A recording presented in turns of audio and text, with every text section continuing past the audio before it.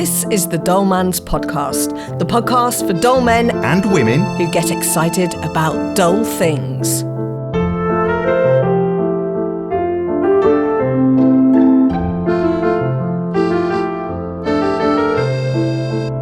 Welcome to the latest edition of the Dull Man's Podcast. With us today is Deech. That's me. I'm excited. What do you do then? I'm a stand-up comedian. I'm just on the back of a sports day, actually. Top 800 stand-up comedian. Still Top 800. Has your position not come down in the last couple of weeks? I need some deaths in the sort of in between the 500 to 700 quota of comedians. I think there's a few which are teetering on the edge.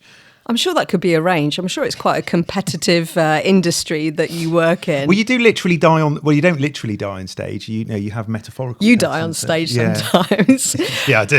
Yeah. Also with us today is Dave Harris. Hiya, Dave. Hello, Faye. Nice to see you. Nice to see you, Deech. Nice to see you. What do you do then, Dave? Well, I produce podcasts, actually. Fantastic. You're in the right job then. I'm supposed to be producing this one, but we'll see. And I'm Faye Hatcher. I'm a journalist, funeral celebrant, wedding celebrant, pet portrait artist and media trainer. All sorts of stuff. All sorts of just call me Miss Rabbit. Miss Rabbit from Peppa Pig. Yeah, Exactly. And podcast location host at the moment. Well, yeah, we are sitting in my lounge stroke diner at the moment because the studio went down, no electricity, so here we are in my house, and the dog's over there. I should just introduce Flea the dog. Oh, so if you hear any sort of barking, it could be Dave. Maybe or Flea. Flea and I fighting. So, Deech, what are you talking about today? I'm going to talk about the lady who was a nurse in the Crimean War. And Dave, what are you bringing to the table today, the dining room table? Well, in your honour as an artist, Faye, I've decided to talk about art galleries. Fabulous. And they're sort of a bit about their history and what they're for and what they've ended up as and that sort of thing. And I promise you it's not dull at all. Okay. And I'm going to talk about cricket, and I know that I'm going to get absolutely persecuted for my thoughts on cricket, but it's all to come in this week's edition of the Dull Man's Podcast.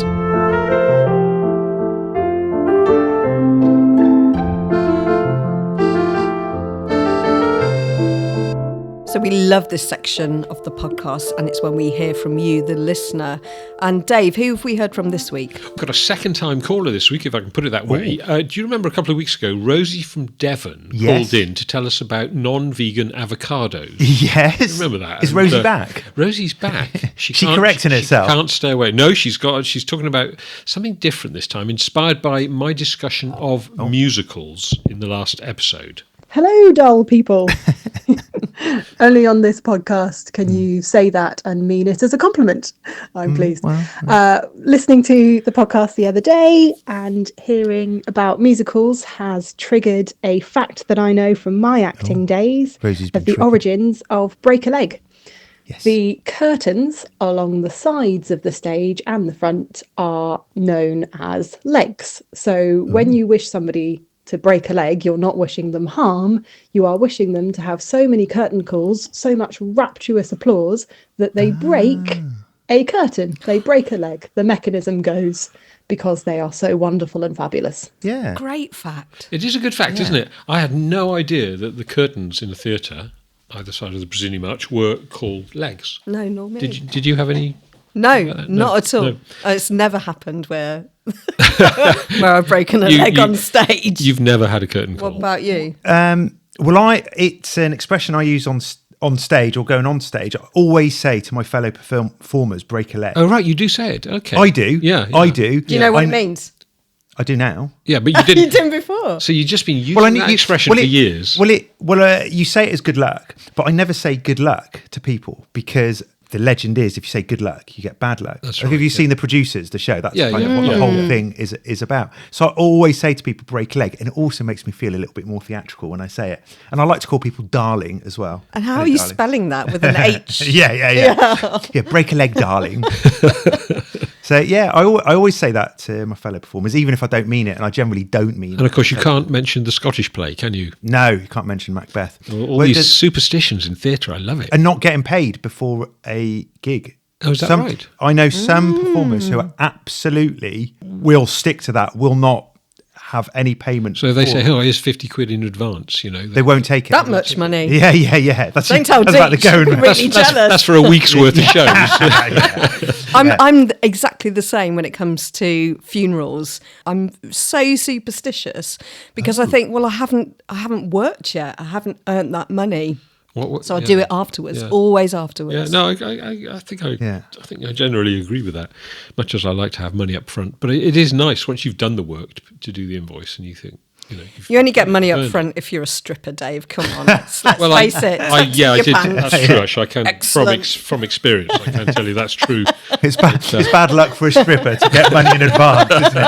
Oh no! They start turning Judge away. me on my dance. You might have some sort of fallen actresses who become strippers, and they might still have that strict code of not getting paid up front. This is true. Yeah, the trouble is, at the end of your act, you've got nowhere to put the money. Yeah, because you got an out on. No, you've got plenty of room to put the money. Oh, brutal takedown. I love it. Oh, Faye, on a different note, we've just come off the back of a Eurovision. You are anti-Eurovision. Oh, yes. Dave loves Eurovision. So how are your emotions at the moment? Yeah, well, I watched it. Yes. Well, I didn't watch it all, actually, I have to say, because I was out. I watched the second half of it. And it wasn't as exciting this year as last year. No. For me, anyway. It wasn't camp enough for you. Yeah, I tell you what it was, Deech. The songs were not as good this year. All very samey. And the sort of stage production was all the same. Stage production was good, but it was anyway, it was. I enjoyed it, but I would say I enjoyed last year's more. So that marks a year since us doing this, because I remember that's one of our earlier conversations. I'm going to say something really shocking now. Oh. I did watch it all. Oh. I didn't watch the scoring, but it was the first time we'd really sat through with our daughter Nancy, and she loved all the campness and the songs and everything.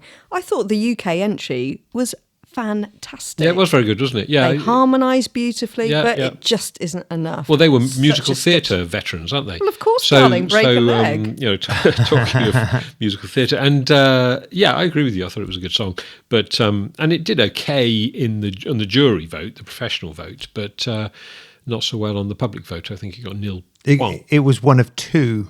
Yeah, the Swiss entry, who were the hosts, they got no points. And I thought that was my favourite song. That girl singing. Oh, really? Yeah. Okay. It's very gentle. Did you hear the song? It was like a comedy song. What are the Swiss famous for? From Sweden. No. The Swiss. From the host. Yes. And it was they were going through about lots what of things. they'd invented. And LSD. Do you? Yeah, and they were saying they They've invented LSD. but they said they invented the internet. Incorrect. Yeah, exactly. Tim Berners-Lee. Exactly. I started fact checking as they went along, and I was getting annoyed. There were a number of other things like, you didn't invent that. You're just making that up. Yeah. Like the Swiss invented penknives with corkscrews and Toblerone. That's it. Nothing else. Oh, and cuckoo clocks. No, there were some real big claims there. Wasn't there? Yeah. And then I had to explain to my daughter what LSD was. Well, of course, we did fact checking in a podcast a few episodes ago, didn't we? So it's appropriate that you got on the computer and started fact checking. I just off the top of they didn't invent democracy. The Swiss didn't. They claim they invented democracy. Yeah, I think that was the Greeks, wasn't it? The Greeks are famous for inventing democracy. Do you think you're in a minority of one across the whole world fact checking the Eurovision? Fact checking the Eurovision. The half time. Nobody else. The half time. No, they weren't. Yeah. Nobody else can be bothered. Well, they should have had sort of trigger warnings up there. Some of these facts are completely incorrect. The only thing I can think of about their claim for inventing the internet is that Tim Berners-Lee, I believe, worked at CERN. Oh, did he? Right. And 25% of CERN is located in Switzerland. So that's hardly a claim that they invented the internet. Yeah, and it's regarded as a Swiss laboratory, isn't it? I know the enormous loop of the Hadron Collider, goes into France and everything, but I think it is a Swiss laboratory. But yeah, it was an interesting little ditty, wasn't it? It was indeed. It was indeed. So if you have any feedback for us, we always love to hear from you. So get in contact, and I'd love to hear your thoughts.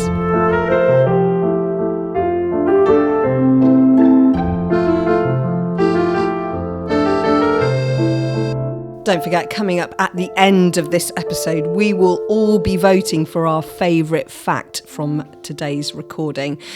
So over to you, Dave. What are you going to be talking about today?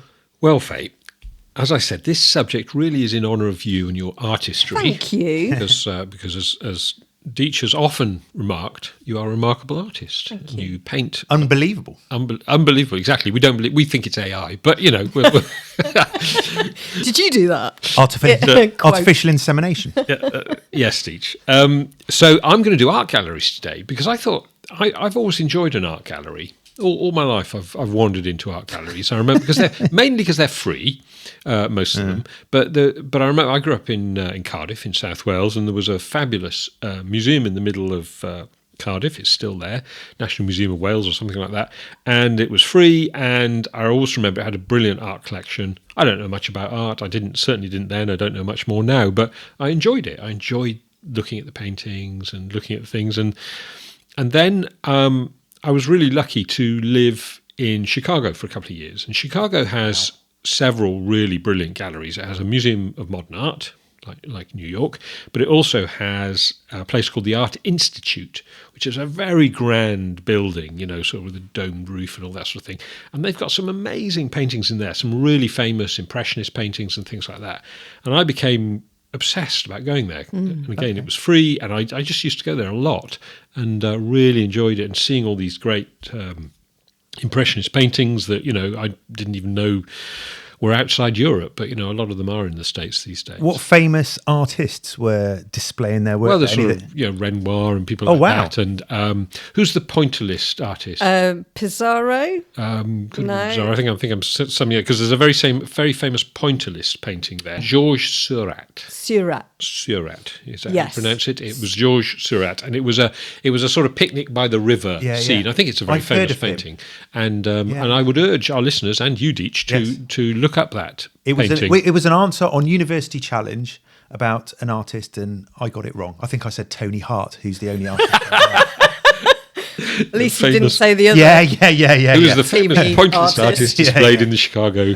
One who shall not be named. I know who you mean. Anyway, let me quickly get back to art galleries, because this subject is in danger of not talking about art galleries at all. So art gallery definition, it's a room or a building in which visual art is displayed in Western cultures usually, and from the mid-15th century, believe it or not. And in those early days, a gallery tended to be a long, narrow corridor in a palace or a grand house where they hung pictures, because that was a place that people could presumably wander up and down. They called them galleries, did they? Yeah, they called them the Long Gallery in Elizabethan jargon and Jacobean houses and things like that. So it would be the Long Gallery, and it would be where they would display art.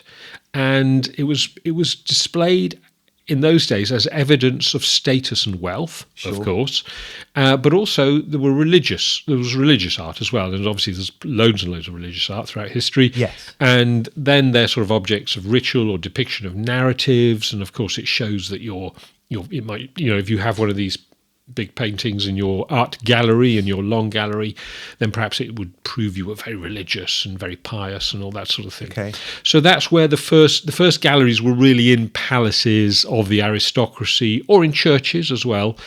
But then as art collections grew, the buildings became dedicated to art. Buildings were specifically for art, or they're even built for that purpose. And we get the first art museums or art galleries, and that's how they've developed. So, did they cover that in your degree, Faye, or have you?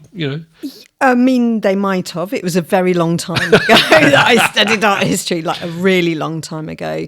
And we went through all the different genres of painting and artists. And I mean, it was a really interesting degree, but a lot of studying and reading, and probably a heavier subject was it a heavier subject that you had envisaged? Yeah, definitely. Yeah, you thought you'd just be going to loads of art galleries. But I've got a couple of anecdotes, sort of art gallery anecdotes, and I noticed that looking at the list of pointillist artists, Van Gogh was included in that. Oh, was he? I wouldn't really categorise him as a pointillist artist, but me and my husband went to Amsterdam, and where are we going to go? We're going to go to the Van Gogh Museum. and we walked we walked in through the doors. It was something like, I can't remember, it was the equivalent of 20 quid to get in. And interesting, you were saying, art galleries free. Not all of them are. No, of course not. So you really are thinking this is going to be an amazing experience. And it was. The gallery was incredible. Oh, okay. There's lots of information as you're walking through the main doors, no photography. Anyway, we were walking around the gallery, Lee and I, and the security guard was really, really onto us. And everywhere we moved, he was following us around the gallery. It's because you're a very suspicious-looking couple. Well, I clearly. thought you were planning a heist. Yeah, exactly. Really? Exactly. Like the Thomas Crown affair or something. Lee had been fiddling with his phone. I think I don't know what he was doing, but he wasn't filming, he wasn't taking pictures. And the security guard came up to him and grabbed his phone out of his hand. Yeah. Really? And he said, "You've been taking photographs, haven't you?" And Lee said, "No, I haven't." "Yes, you have." Was it in the Dutch accent? Yeah, which I'm not. Photograph. That's very good, Deech. I'm not even going to attempt it. Let me see your phone now. And Lee was going through all the sort of tourist pictures of the canals and no pictures of Van Gogh on there. And he was like, put it away. He didn't apologise. No, not at all. And then he followed us into the next room. And then Then it happened again. And he wanted to see his phone again. Yeah. Because he just didn't believe Being him. persecuted. Absolutely. You should have. Did you complain? We did complain. Oh, We good. got a free cup of tea. That guy should have been fired. I know, it's awful. Very heavy-handed with Lee, poor Lee. So there you go. There's the downside of going to art galleries. careful. I didn't realise it was sort of so brutal. Yeah, that yeah. It ends up being a gladiatorial. But you can beaten up. see, the Louvre in Paris, Been there. Yeah. Have you seen the Mona Lisa? Great gift shop. But you can see how many times that has Yeah. been, I went attacked. to and look at the Mona Lisa, sabotage. obviously, because you do. Yeah. It was. If I'm honest, I mean, I liked it. It was nice to see it, but it's sort of a little underwhelming, isn't it? It's tiny, isn't it? I know. It's yeah. really tiny. Yeah. But I mean, my favourite art gallery in Paris is not the Louvre, though. It's the Musée d'Orsay, which is built in an old railway station. Oh, is it? Yeah. Oh, because I've heard of the D'Orsay. I didn't realise it was in a railway station. Beautiful. Fine. It's a beautiful, beautiful building. What's the gift shop like there? I think I don't know. I can't remember. But anyway, Straight to the gift shop. But they have an Deech. amazing. Again, they have an amazing collection of paintings there. Loads and loads of really, really exciting stuff. Yeah. I think you two would have some really strong views on ultra modern art. I do enjoy going around modern art galleries, partly because I'm sort of slightly incredulous sometimes about what gets through the filter. How Yes. can you not becomes be? art. How can you not be? And sometimes I'm genuinely impressed. I see something, I think, actually, that is really brilliant. But you can end up wasting your time, because I've been to the Tate Modern and I ended up standing at one of those "do not slip" signs, thinking it was. And then the cleaner came and took it away, and I was like, I was looking at that, mate. Well, there've been a couple of cases, haven't there, where modern art has been destroyed by cleaners coming in and Yeah. Oh, my sweeping stuff into a goodness. bin bag, not realising it was part of the art. The Unmade Bed, Tracy Emin. Yeah. Just to let you into a little secret. When I was a gallery assistant Oh. at a modern art gallery in Yeah. Exeter, which doesn't exist anymore, Right. we had some of Tracy Emin's work. It was my job to lay out her work. And one of the pieces, it was a doll's house made out of cardboard boxes, which really resonated with me, because this is what I used to do when I was a little girl. I used to make doll's houses out of cardboard boxes. And she was really inventive and made a little bed and wardrobe, and it's a long time ago, can't remember what else was in there. But for the mattress and the duvet, In the doll's house? she'd used some of her pubes Oh, right. to Okay. resemble a duvet cover. right. And I remember Her pubes Okay. fell on the floor. Oh, So I was... right. So I had to pick up her pubes and put them back up. So I've handled No Tracy way. Emin's pubes. Oh my God. Yeah, I know. You're so lucky. That is a claim to fame. It's amazing, Yeah. isn't it?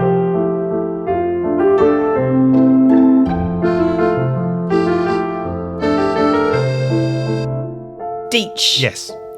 you're next. What are you bringing to the table? Well, I think one of the dullest things that we have, those blue plaques you see outside of houses, like I love it when you see a house. It's got a blue plaque, and in front of the blue plaque is a dull man trying to impress his children about who used to live there. And so I've picked one kind of at random, 14 Soho Square in London. And the lady who lived there was a nurse in the Crimean War. Now, if I said a nurse in the Crimean War, who would you think of? Florence Nightingale. Florence Nightingale. Yeah. But there was another one, Mary Seacole. Oh, okay. There were obviously lots of other nurses as well. Yes, there weren't just two. Yeah, it wasn't just two. No wonder so many people died. Yeah, we got a real nurse shortage here. So what's quite impressive about Mary Seacole is that she was Jamaican. She was of mixed race, and she came from Jamaica. She went to England to volunteer to go to the Crimean War to help out, which I think was quite an incredible thing. It's amazing. Yeah. There were other motivations as well that she had. I think she was basically wanted the adventure. She was also quite rich as well. So her father was a Scottish lieutenant from the British Army and got a lot of wealth from there. So she was a bit of an entrepreneur. But when she got to London to volunteer, I think they'd already gone out. So Florence Nightingale and her crew had already gone out. So she wanted to join them.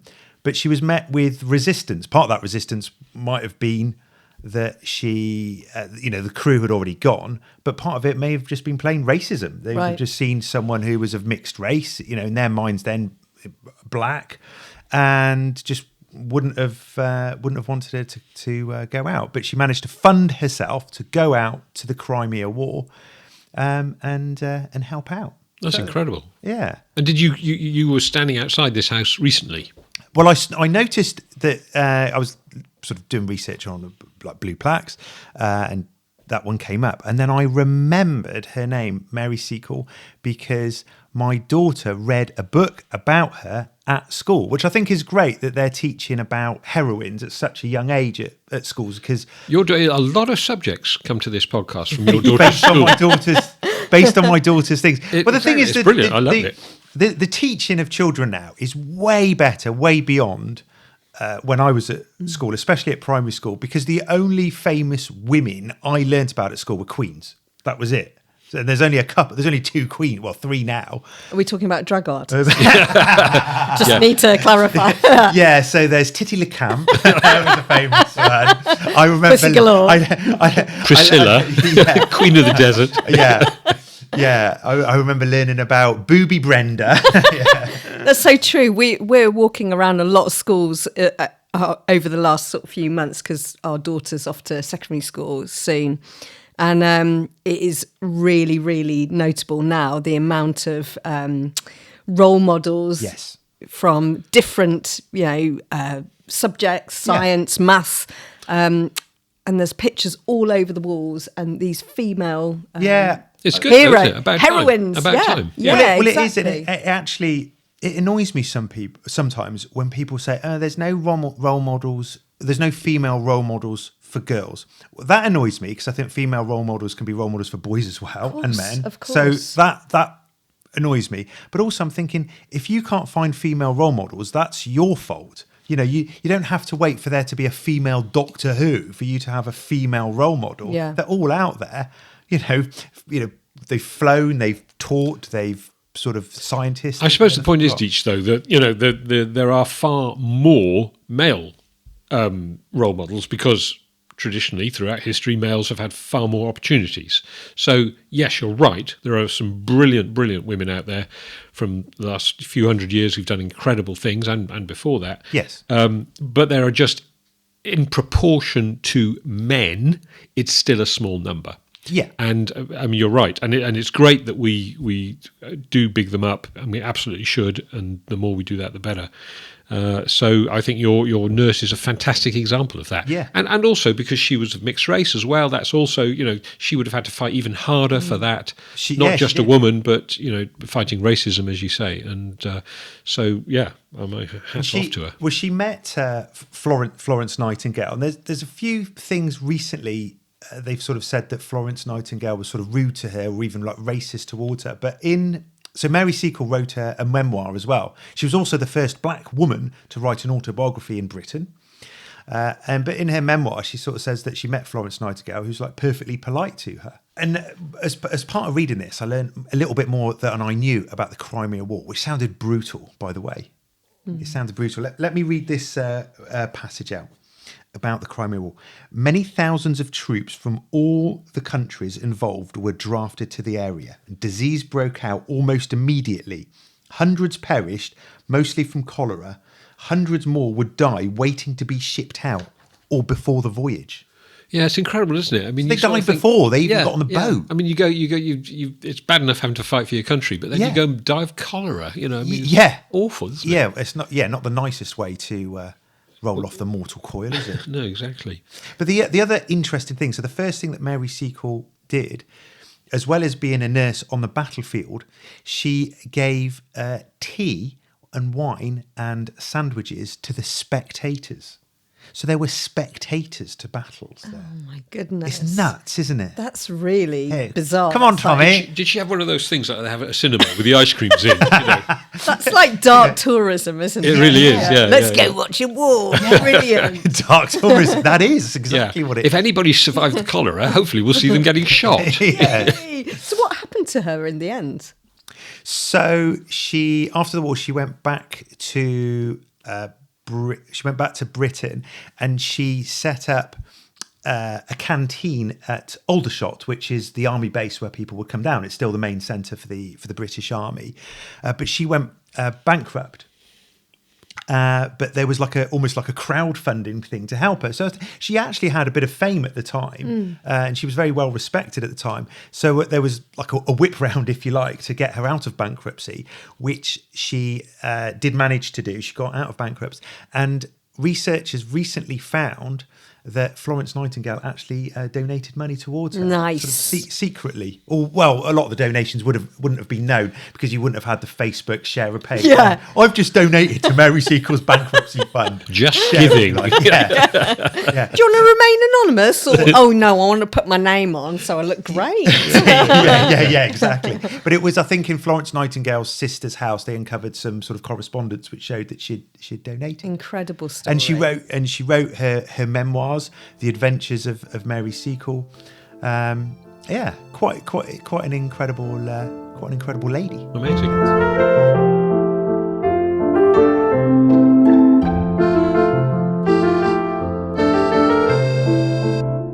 All right, and now for our third and final fantastic dull fact of the podcast, we turn to Faye. Faye, what are you talking about? Yeah, cricket today. Cricket. Oh, dear. And I'd just like to say, I love sport. Yes, you do. Watched the game last night. Tottenham Hotspur. You know that wasn't cricket, right? Yeah. Yeah. So I'm married to a Manchester United fan. I enjoy watching the odd game on TV, but You're a really, I like participating. I love team sports. I don't love cricket, and I just find dull it enough to for be. I think it is the dull man sport, isn't it? Without a doubt. Without a doubt. Yeah. Now I've tried. I've been to a game at Worcester, and somebody was really working hard on me to try and Explaining convince it to me me. that cricket is a great game. A proper cricket And a nerd. really good introduction to cricket is to go and see a T20 match because Okay. it's really 'Cause they're fast fast, aren't moving. they? And Yes. Yeah. I've no, watched they're them. not. Oh, They're not fast at all. I'm like, this is just taking Maybe they're just This is fast forever compared to test cricket. What the Yeah. hell is normal cricket like? Yeah. You know.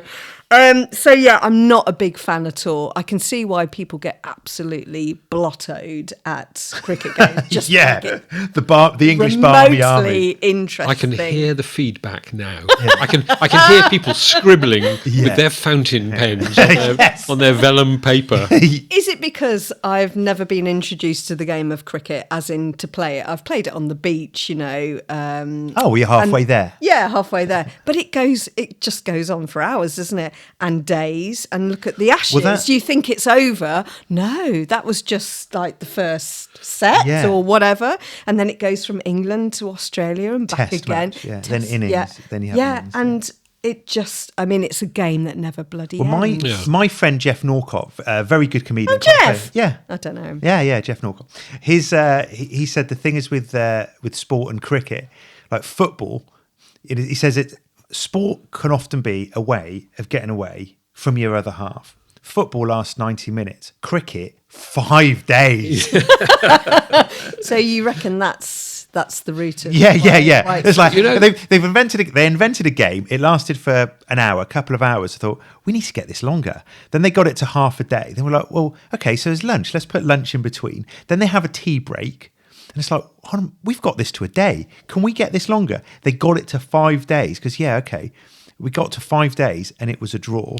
And it's like, can we get this for the whole fucking summer? Yeah, we can do it. We've got a way. So how do you explain the cricket teas then? Because that's a way of involving the little ladies so they can serve, cream teas and everything. Yeah. How do you explain that then if you want to get away from your wife? But women's cricket is a big thing now. We shouldn't forget that. No, of course not. There's a load of really good... Women can be just as boring as men, Dave. They can, exactly. And I wanted to get onto that because this is going to blow your mind. Oh. Okay? Yeah. So it was a woman that invented overarm bowling. Oh. Is that right? It is right.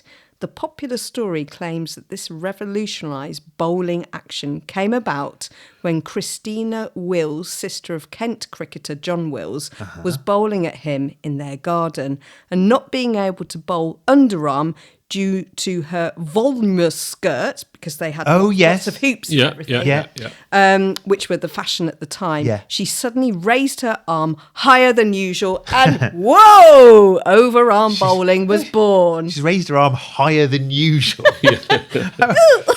Higher than usual in cricket, I presume that means, not higher than... Well, anyway, I don't know which way I sway on this liking cricket. Oh, you're a bi cricket. I've never played it, and we didn't play it at our school, or it was played at the school, but I didn't play it. And so I've never been into it. I have friends who are absolutely fanatical about it.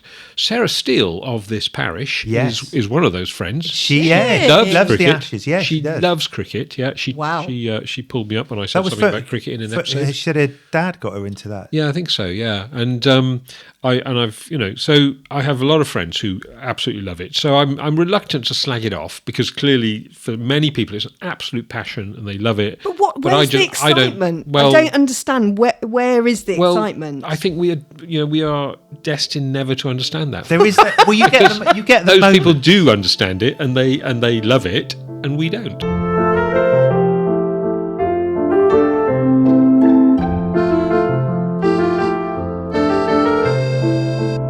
So that brings us to the end of another episode of the Dull Man's podcast. Hope you've enjoyed listening today. So before we all go, favourite fact today, Deech?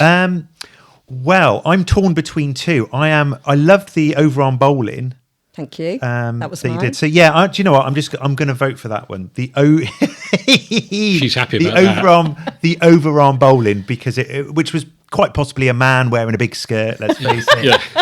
Drag artist, a cricket player. I'm going to go slightly left field here. I'm going to vote for Rosie from Devon. What? For the feedback section because she's not part of the crew. Because I know she's not, but the legs being the curtains in a theatre. I had no idea. I think that's a great. Faye, you're hosting today's show. Is this allowed? Is really difficult. Let's let Rosie in, and I'm gonna vote with you on that, Dave. I think it's a great fact. We've all used that a million times, haven't we? Yeah. But we've never really known what it meant. So there we go. Well, well done, Rosie. Yeah, Rosie. You got fact of the week. Fantastic. Fact of the week. So that's it for another episode. Deech, would you like to say any meaningful, soppy words? No. Well, what I would like to say is that if you've enjoyed this episode, then share it with your friends and get them to have a dull half hour as well. Indeed. Dave?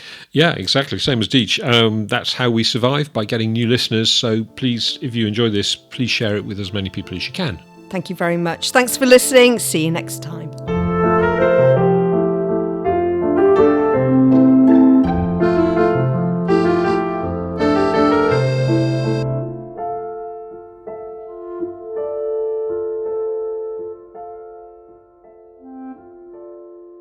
I do enjoy the ashes. And do you know what the ashes are inside the urn? Yeah, they are the burnt stumps of the first ever test. No, it's the cricket ball. Oh, it's the ball, is it? Yeah, it's the ball. No, it's the stumps. It's the ball. Oh, that's Ooh. interesting. Oh, Fact check. We need to fact We check will. that. That's what I've heard. Oh, maybe That perhaps it was just the Bales. The English cricket team not- and sort of the management was so disgusted that they got beaten by our Antipodean cousins that cricket was then over. So we have to burn the Bales.